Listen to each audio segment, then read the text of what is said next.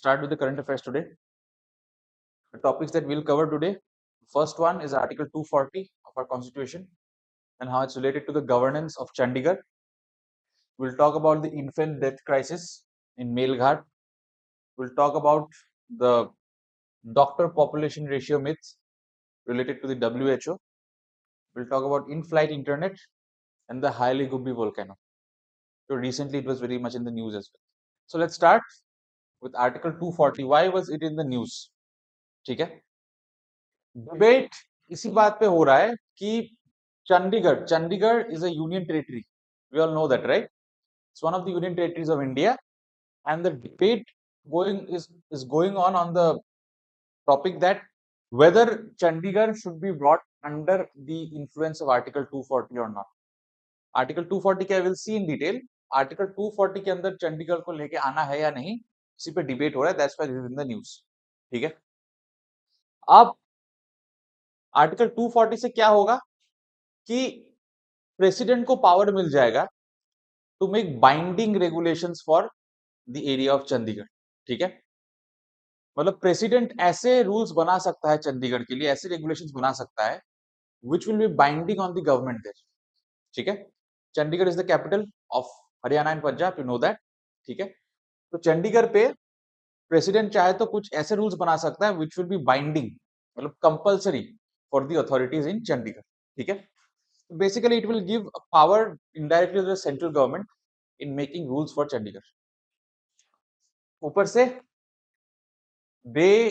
if Chandigarh is brought under Article 240, then centre को power मिल जाएगा कि वो चंडीगढ़ में एक इंडिपेंडेंट लेफ्टिनेंट गवर्नर दे सकते हैं या एक एडमिनिस्ट्रेटर दे सकते हैं, like the other union territories. LG here means the lieutenant governor. और इंप्लीकेशंस क्यों हो रहे हैं? क्योंकि चंडीगढ़ पंजाब और हरियाणा का कैपिटल, स्टेट्स का कैपिटल है, वहां पे स्टेट गवर्नमेंट का अथॉरिटी होता है.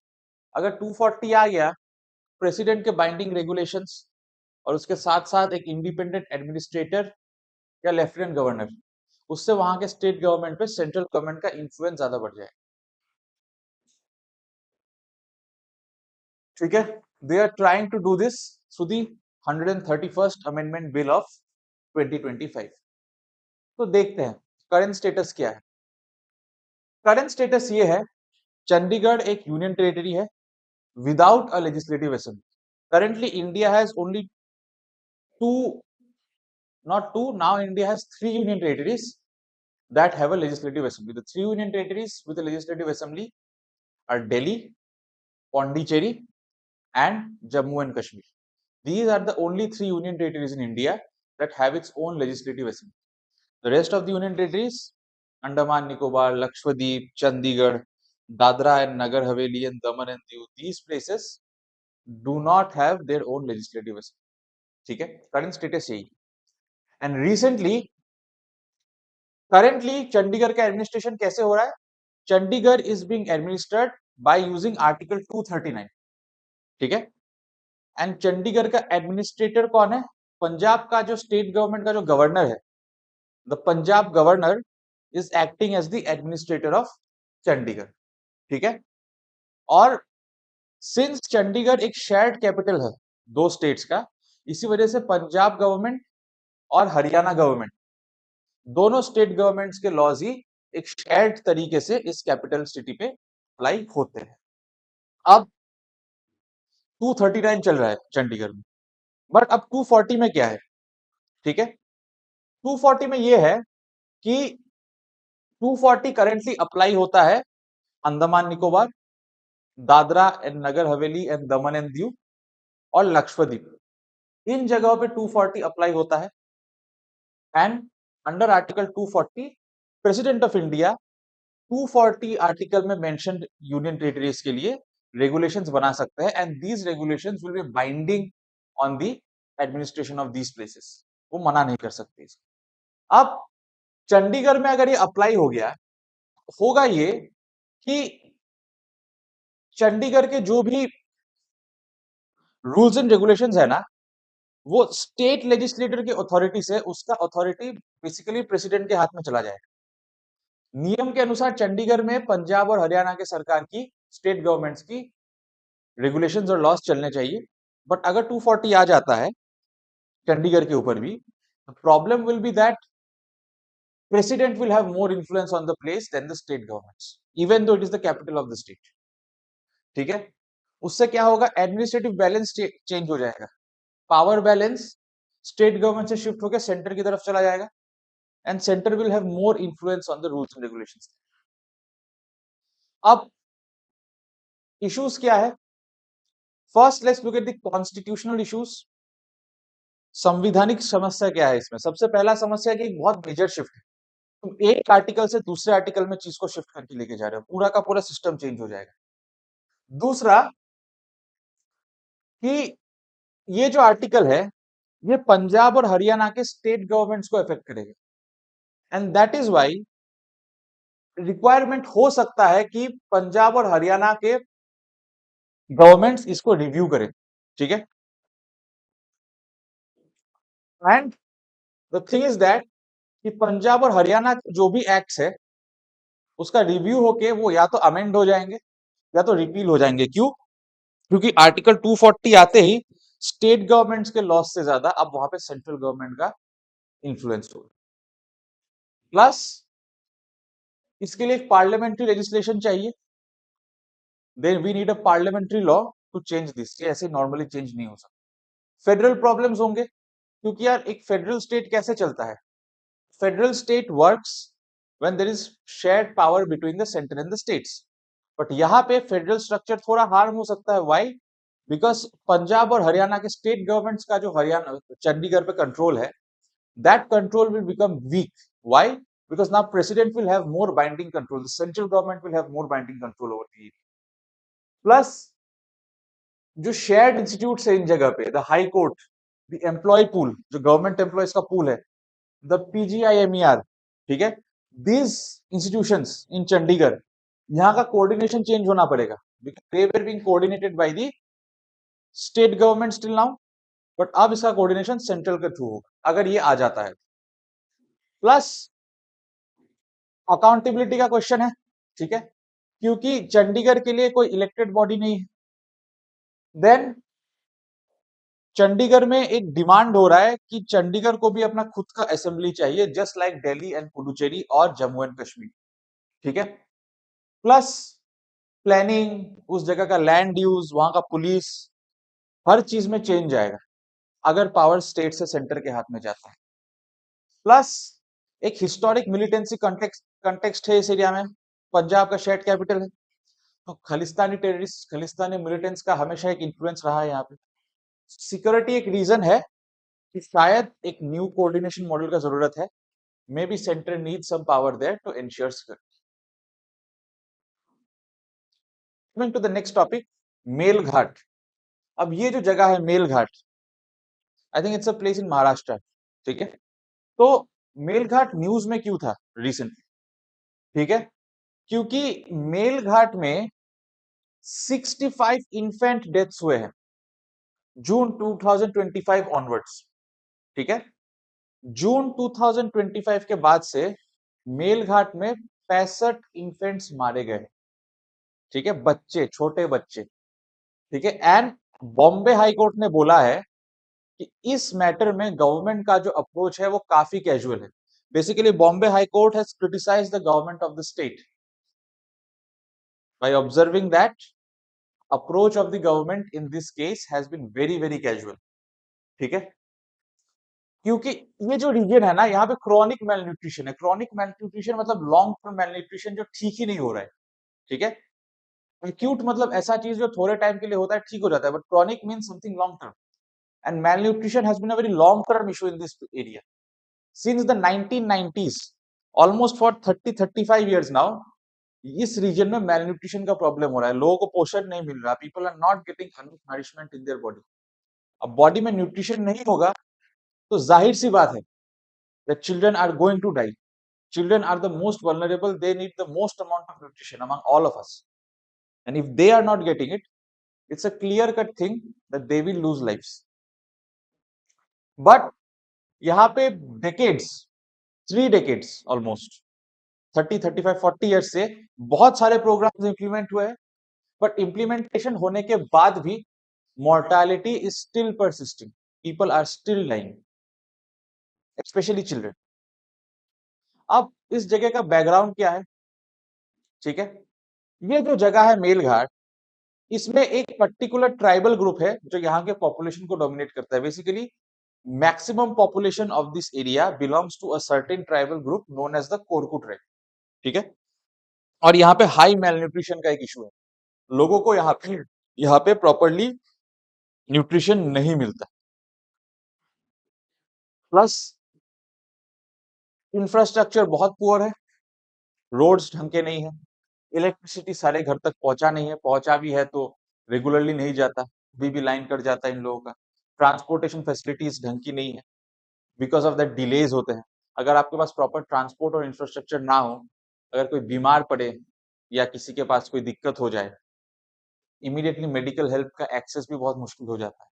ट्रांसपोर्ट खराब होने की वजह से फूड सप्लाई भी ढंग से नहीं पहुंच पाता, जिसकी वजह से फूड सिक्योरिटी होता है, और फूड पहुंच भी गया तो एकदम बेसिक फूड पहुंचता है, जिसमें सारा प्रॉपर न्यूट्रिशन इन लोगों के लिए होता नहीं.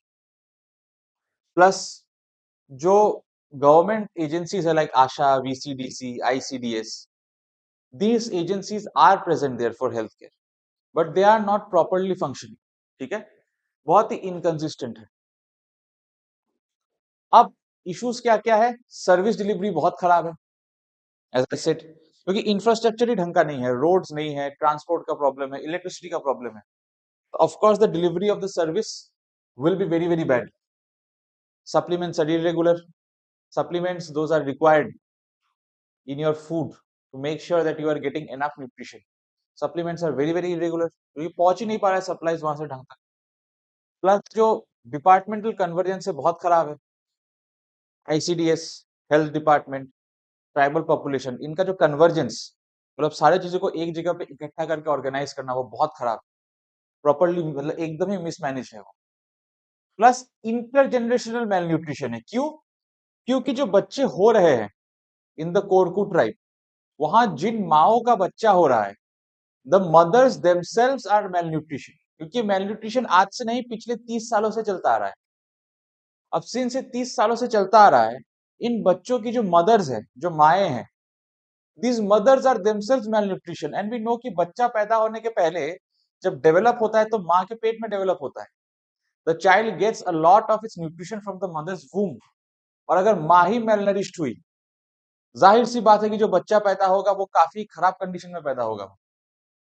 And as a result, lot of infants are dying because of malnutrition. ठीक है, प्लस डिजीज बर्डन बहुत ज्यादा है. Many diseases are widespread there. Anemia, pneumonia, diarrhea. ये डिजीजेस ही ऐसे हैं कि आपके बॉडी को कभी प्रॉपर्ली नरिश्ड होने ही नहीं देंगे. Plus referrals are very slow. Referrals जैसे जो डॉक्टर्स के रेफरल्स होते हैं, very very slow. The ASHA workers have not having, क्योंकि जो आशा वर्कर्स है, इन आशा वर्कर्स को काम करने के लिए इनकी अच्छी ट्रेनिंग होनी पड़ेगी. इनकी ट्रेनिंग ही ढंग से नहीं हो रही, तो ये इंप्लीमेंट कैसे करेंगे काम? System is really really poor. Plus cultural barriers है. Breast feeding is poor. Breast feeding poor होगा ही, दैट इज बिकॉज इफ माए ब्रेस्ट फीडिंग क्यों करती है अपने बच्चों को? न्यूट्रिशन के लिए. तो जो मदर्स मिल्क है उसमें न्यूट्रिशन तभी होगा जब माँ खुद नरिश्ड होगी, और अगर माँ ही मेल नरिश्ड है तो ब्रेस्ट फीडिंग में कैसे न्यूट्रिशन मिलेगा बच्चे को? मोर ओवर मैटरनल अवेयरनेस भी कम है. The mothers, they themself are not properly aware कि उनको क्या करने का जरूरत है ताकि उनका बच्चा हेल्दी हो, बिकॉज प्रॉपर एजुकेशन और फैसिलिटी है ही नहीं वहां. सोल्यूशंस क्या क्या हो सकते हैं? Let's look at that. Solution ये हो सकता है कि 24/7 हेल्थ सेंटर्स खोल देना. ऐसे health centres where people will get 24/7 health services. किसी को कुछ, सिंस ये एक वल्नरेबल जगह है, तो चांसेस है कि कभी भी किसी को कोई भी हेल्थ प्रॉब्लम हो सकता है, तो उस टाइम पे उसके लिए हेल्प रेडिली अवेलेबल रहे. इमरजेंसी ट्रांसपोर्ट, क्योंकि जो लोग है वहां पे, they are not very financially well off to have their private transport और हैव समथिंग लाइक ओला और Uber to go to the hospital. Emergency transport, कि अगर किसी को इमीडिएटली जरूरत पड़े तो एडिक्वेट इमरजेंसी ट्रांसपोर्ट सिस्टम होना चाहिए, get the people from their homes to the health centres. Plus जो ट्राइबल यूथ है, बिकॉज जो बूढ़े हो गए उनका तो टाइम खत्म हो गया, बट जो यूथ पॉपुलेशन है, यंग पॉपुलेशन है कोरकू ट्राइब में, उन ट्राइबल यूथ्स को अच्छे से ट्रेन करो, सो दैट उनके कम्युनिटी में कम्युनिटी पार्टिसिपेशन हो, so that whatever problems are there they can themselves participate and help in solving it. Maternal nutrition better करो, बच्चे को अगर हेल्दी होना है तो माँ का हेल्दी होना बहुत जरूरी है. Making sure that pre antenatal care is taken when the child is in the वूम, उस टाइम माँ का प्रॉपर ख्याल रखा जाए ताकि माँ को अच्छे से न्यूट्रिशन मिले. माँ को अच्छे से न्यूट्रिशन मिलेगा तभी जाके बच्चा हेल्दी होगा. As I said, ICDS, health और ट्राइबल डिपार्टमेंट्स को प्रॉपरली एक जगह पे कन्वर्ट करो ताकि सारे डिपार्टमेंट्स अपने कंसर्न्स एक दूसरे का शेयर करके एक प्रॉपर होलिस्टिक सोल्यूशन दे पाए, क्योंकि सारे डिपार्टमेंट्स में कोई कोऑर्डिनेशन है नहीं, कोई कुछ कर रहा है तो कोई और कुछ कर रहा है, कोई किसी के काम के बीच में आ जाता है. These things need to be stopped immediately. Plus to promote breast feeding, ठीक है, माँ को हेल्दी रखो, मेक श्योर करो that the mother is properly breast feeding her child. Hygiene रखो, बिकॉज हम बड़े एज के लोग थोड़ी गंदगी हो भी गई तो हाथ धो लेंगे, बच्चा ये नहीं कर पाता है. A child's body is very weak, very vulnerable. If he or she is affected by slightest of unhygiene, then the situation can go up to death. Complementary feeding, ऐसा नहीं कि बस माँ का दूध पी रहा है वहीं पे खत्म बात. उसके अलावा भी अगर कोई एक्स्ट्रा चीजें उसको खिलानी है न्यूट्रिशन के लिए, the child should get that, so that there's a double protection of his health. And as I said, tribal areas में road, electricity, ट्रांसपोर्ट बेटर करना पड़ेगा. जब इंफ्रास्ट्रक्चर बेटर होगा तभी जाके सर्विस डिलीवरी बेटर होगी. Moving on to the next topic now, the WHO ratio. ठीक है, जो हमारी गवर्नमेंट है, गवर्नमेंट ने फ्रीक्वेंटली एक पर्टिकुलर स्टैट को साइट किया है एज इन उसका मेंशन किया है. कौन सा स्टैट? कि WHO, वर्ल्ड हेल्थ ऑर्गेनाइजेशन का कोई ऐसा नॉर्म है जो कहता है कि for every 1000 people there should be one doctor. मतलब अगर तुम्हारे देश में 10,000 लोग हैं तो 10 डॉक्टर होने पड़ेंगे कि पर 1000 पीपल आपके पास एक डॉक्टर है. ठीक है, but the thing is that कि हमारी सरकार इसको साइट तो करती है, but the problem here is that कि WHO ने, वर्ल्ड हेल्थ ऑर्गेनाइजेशन ने एक्चुअली में कभी ऐसा कोई यूनिवर्सल स्टैंडर्ड इशू नहीं किया है आज तक.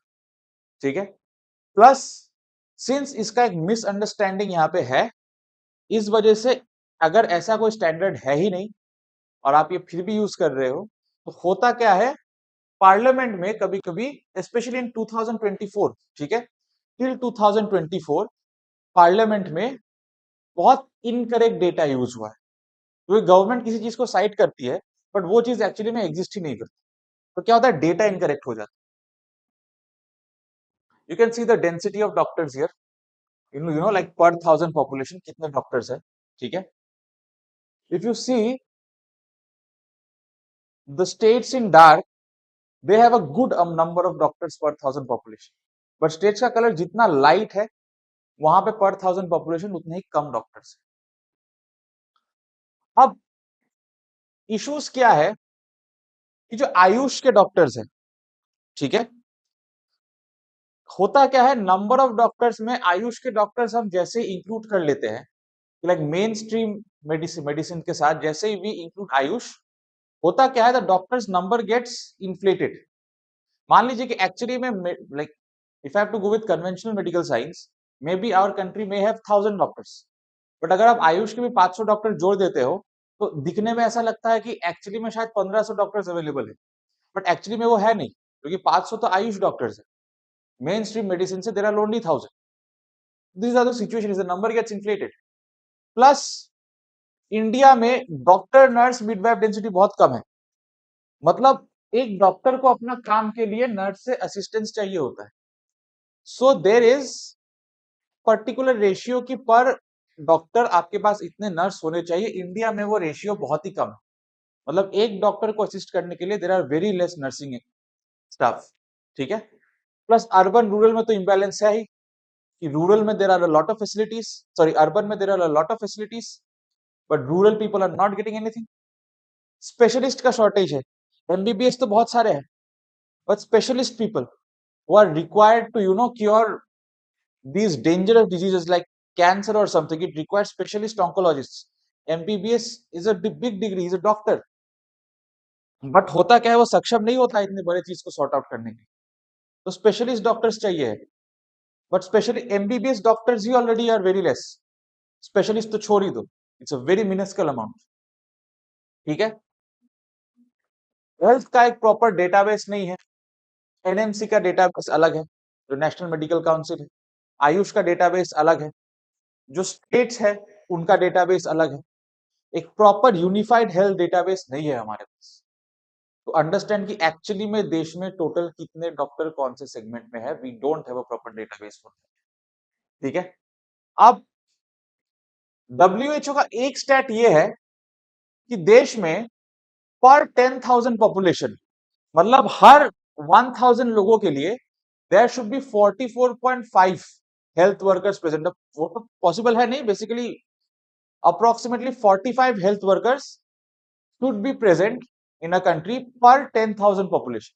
But in India, the number is less by almost 8.59. India has approximately 36 health workers for 10,000 for each 10,000 people.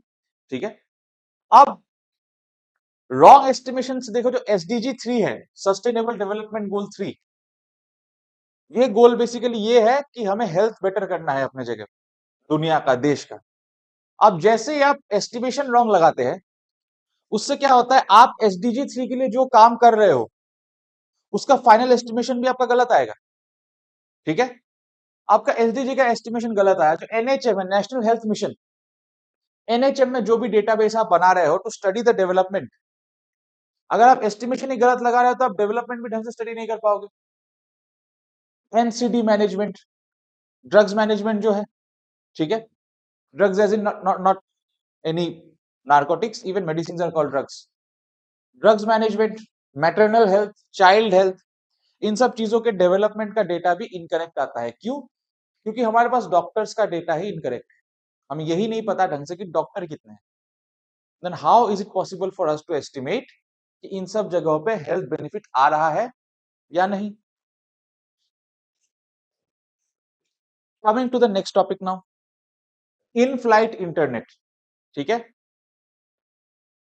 अभी धीरे धीरे आप लोगों ने नोटिस किया होगा कि एक चीज फ्लाइट्स में अब कॉमन होती जा रही है, स्पेशली जो लॉन्ग डिस्टेंस इंटरनेशनल फ्लाइट्स होते हैं, if anybody has gone on those flights, you'll see that nowadays many flights are coming up with the idea of in-flight Wi-Fi. क्योंकि फ्लाइट में क्या होता है, you put your flight on airplane mode and what happens after that, you are unable to use the internet to surf the internet. ठीक है, तो उस time क्या होता है, flights provide you with an in flight WiFi, कि आप अपना कनेक्शन ऑफ कर दो, फ्लाइट का कनेक्शन यूज करके you can use your phone और लैपटॉप और व्हाटएवर। ठीक है, ये क्या करता है, ये satellite flights basically satellites use करते हैं। ठीक है, सैटेलाइट्स को यूज करके flights provide you with a WiFi signal. ठीक है, but the problem is that कि यहां पे एक रेगुलेटरी इशू आता है। व्हाई? क्योंकि जब भी फ्लाइट्स सैटेलाइट से वाईफाई का सिग्नल लेती है, तो चांस होता है कि वो वाईफाई का सिग्नल जो फ्लाइट के कम्युनिकेशन सिग्नल्स है उसके साथ कोलाइड करके इंटरफेयर कर सकता है। That is why there is always a regulatory question for that, कि इतना सिग्नल मत लाओ फ्लाइट में कि फ्लाइट का कम्युनिकेशन सिग्नल खराब हो जाए। This can be an issue. Plus bandwidth, bandwidth मतलब स्पीड, इंटरनेट का स्पीड शायद उतना होता नहीं जितना आपको एक ग्राउंड के टावर से मिलता है, शायद उतना वहां मिले नहीं। Costing such internet is very costly. इसके एज अ रिजल्ट क्या होगा, ऐसा इंटरनेट होगा तो फ्लाइट के प्राइसेस भी बढ़ेंगे। Plus safety constraints, as I said, safety का इशू हो सकता है, that the WiFi signal might disrupt the flight communication signal. अब इन फ्लाइट वाईफाई काम कैसे करता है? ठीक है, होता यह है कि पैसेंजर का जो डिवाइस है, मतलब तुम एक पैसेंजर हो, तुम्हारे हाथ में फोन है, तुम अपने फोन को केबिन में लगे हुए वाईफाई के, जैसे सबके घर में वाईफाई का राउटर होता है ना, वो जियो का, एयरटेल का, फ्लाइट में भी वैसा एक वाईफाई राउटर होगा inside the cabin. You will connect your phone with the wifi router in the cabin. ये वाईफाई राउटर कनेक्टेड होता है एयरक्राफ्ट में, एक एंटीना लगा होता है उस एंटीना से, ठीक है। और एयरक्राफ्ट का जो एंटीना है, ये एंटीना एटीजी टावर्स या फिर सैटेलाइट्स के साथ कनेक्टेड रहता है, ठीक है। और इस एंटीना में एवियोनिक शील्डिंग कर देते हैं। एवियोनिक शील्डिंग इसलिए किया जाता है ताकि जो सिग्नल आपको वाईफाई का मिल रहा है, the signal should not interfere with the communication signals of the aircraft. क्योंकि अगर आप वाईफाई का सिग्नल ले रहे हो सकता है कि वो सिग्नल एयरक्राफ्ट के कम्युनिकेशन सिग्नल्स को इंटरप्ट करे, उसके साथ टकरा जाए यार, ठीक है। तो to protect that, avionic shields are used. अब इश्यूज क्या है? बैंडविड्थ बहुत कम होता है। ऐसे टाइप का इंटरनेट का बैंडविड्थ यानी स्पीड नेटवर्क बहुत ही कम होता है, ठीक है। हाई लेटेंसी, ठीक है, काम नहीं करता है ढंग से। एंड वेदर डिस्ट्रप्शंस, अगर टर्ब्यूलेंस और क्लाउडी वेदर में फ्लाइट जा रहा है, ऐसे वेदर में सैटेलाइट का सिग्नल वीक हो जाता है। एंड सिंस आपने देखा होगा कि यहाँ पे the working that you saw कि it was connected to an aircraft antenna and the antenna was getting the signal from ATG towers and satellites, ठीक है, not some mobile towers. So खराब वेदर में क्या होता है, satellite signal, ATG tower signal काफी weak हो जाता है। That is a big big issue. Plus होता ये है कि ये फोन क्या होगा ना, अभी एयरप्लेन एक जगह से जा रहा है तो एक पर्टिकुलर एटीजी टावर से सिग्नल लेगा, थोड़ी देर बाद आगे जाएगा, एयरप्लेन दूसरे टावर से सिग्नल लेगा। तो क्या हो रहा है, आपके फोन का नेटवर्क स्विच हो रहा है एक टावर से दूसरे टावर में। उससे क्या होगा कि ये बार बार जब टावर स्विच होगा ना, तो एक रेडियो नॉइज क्रिएट होगा। रेडियो नॉइज मतलब like extra unwanted, you know, radio waves will be created and these radio waves might interrupt the communication of the aircraft. Plus ocean और पोल्स का coverage नहीं है। अगर ओशन के ऊपर से जाओगे वहां पे ये काम नहीं करेगा, क्योंकि एटीजी टावर्स आपको चाहिए, you need them in land area. Ocean में वो काम नहीं करने वाला है, पोल्स में भी। अब बर्फ में जाके कौन लगाएगा ये सब, ठीक है। प्लस एयरबोर्न नेटवर्क एक्सेस पे टेलीकॉम बैंस है। There are many cases India में, तो ये डोमेस्टिक में अलाउड ही नहीं है। इंडिया में it's properly band and closed कि एयरबोर्न नेटवर्क नहीं हो सकता है, हवा में नेटवर्क एक्सेस नहीं मिलेगा। प्लस सैटेलाइट ऐसा अगर बनाना है, if you need a satellite for this purpose, इन सैटेलाइट्स का कॉस्टिंग बहुत ज्यादा होता है। This is a flow chart, as you can see, you can see the flow chart, you can see the flow chart and you can get an idea that how this whole system is working. Now coming to the last topic of the day, the Haile Gubbi volcano. ये recently बहुत news में था, social media पे, हर जगह पे, ठीक है। ये एक वोल्केनो है which is present in Ethiopia, ठीक है। ये वोल्केनो एथियोपिया में है and recently this volcano erupted, ठीक है। इरप्शन के बाद इस वोल्केनो से जो it was a massive eruption and because of the eruption इस वोल्केनो से जो ऐश निकला है ना, the ash has drifted towards India. मतलब हवा से, विंड से ये ऐश वहां से उड़ते उड़ते उड़ते उड़ते ड्रिफ्ट होते होते इंडिया की तरफ आ गया है, इंक्लूडिंग राजस्थान, मतलब टू वेस्ट के साइड से आया है, ठीक है। अब जो डीजीसीए है हमारी, director general for civil aviation, उन्होंने फ्लाइट्स के लिए एडवाइजरीज इशू किए, क्योंकि फ्लाइट्स को यहाँ सेफ्टी रिस्क होता है। सेफ्टी रिस्क क्यों होता है? क्योंकि ये जो ऐश है ये आसमान में होगा और फ्लाइट्स जब उड़ेंगी, पॉसिबिलिटी है कि the ash might enter into the turbines और the engine of the flight. Engine block हो सकता है, बहुत बड़ी दुर्घटना हो सकती है उससे, गॉड फॉरबिड, ठीक है। That is why DGCA has issued safety safety measures for flight, कि ऐसे ऐसी चीजें फॉलो करो, make sure that your flight और engine is not affected by the ash in the air. Geographical details देखते हैं। Let's look at the details of this Hayli Gubbi volcano, ठीक है। ये रहा मैप में Ethiopia. Ethiopia is a country in Africa, ठीक है, अफ्रीकन कंटिनेंट। इस देश के नॉर्दर्न साइड पे the volcano is present in northern Ethiopia, ठीक है। तो ये प्रेजेंट कहां पे है? Where is this volcano present? In Ethiopia, near the East African Rift, near the East African Rift, ठीक है। It is a divergent boundary. When ये कैसा टाइप का वोल्केनो है? It's a basaltic fissure volcano. मतलब इस वोल्केनो से जो मैग्मा निकलता है, इट फॉर्म्स इनटू बसॉल्ट। ठीक है, it forms into basalt. Then what is basalt? Basalt is a type of igneous rock which forms out of magma. अब ये कैसे, ये वोल्केनो बना कैसे? How did this volcano come into creation? ठीक है, African plate, we know about tectonic plates on this planet. तो जो अफ्रीकन प्लेट है, अफ्रीकन प्लेट दो प्लेट्स में स्प्लिट हो गया। The African plate got split into two plates. What are the two plates? The Nubian plate and the Somali plate. African plate इन दो plates में बढ़ गया, and because of that the volcano came into being. ठीक है, अब जो ऐश है, जो निकला है इस वोल्केनो से, ये थोड़ा बहुत इंडिया में आया है। कैसे आया? जो जेट स्ट्रीम्स होते हैं, jet streams are high speed winds, you must have studied in geography. ठीक है, ये हाई स्पीड विंड होते हैं। तो with the flow of this winds, हवा के झोंके से, ये एथियोपिया से उड़ते उड़ते वेस्ट से, इंडिया के वेस्ट से, मतलब थ्रू राजस्थान, ये इंडिया आ पहुंचे। ठीक है, और एथियोपिया में इसका लोकल इंपैक्ट क्या हुआ है? At Ethiopia, see the short term impact was biodiversity loss.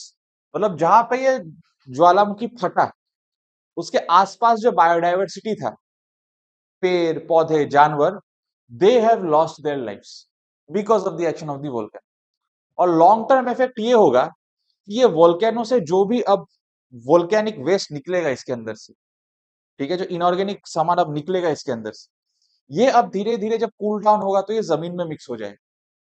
और उसके आसपास के जमीन की जो फर्टिलिटी है, because of this items which are toxic for the fertility of soil, ये जब धीरे धीरे जमीन में मिक्स हो जाएंगे, the soil around this area will become infertile. Global impact क्या है?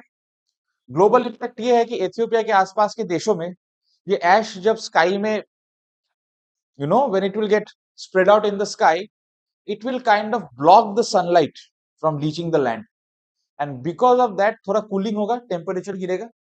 ठीक है, atmospheric changes will happen. Why will atmospheric change happen? Because atmosphere के हवा में now this ash and pollutants will start mixing up, so kind of atmosphere will become really polluted, air pollution will be at like max. And monsoon influence, ठीक है, because these ashes they will obstruct monsoon। कैसे आता है? monsoon comes with winds, and these ashes will cause obstruction in the winds। अब जैसे winds में obstruction आएगा, there will be an influence on the monsoon में भी obstruction आएगा। these are global impacts। ठीक है, so that will be it for today's video। I hope it was an informative session for all of you। ठीक है, अगर पसंद आया वीडियो तो लाइक शेयर कमेंट करना जरूर। ठीक है, I'll see you again in the next video very soon। Have a great time ahead, have a good day, goodbye, jai hind।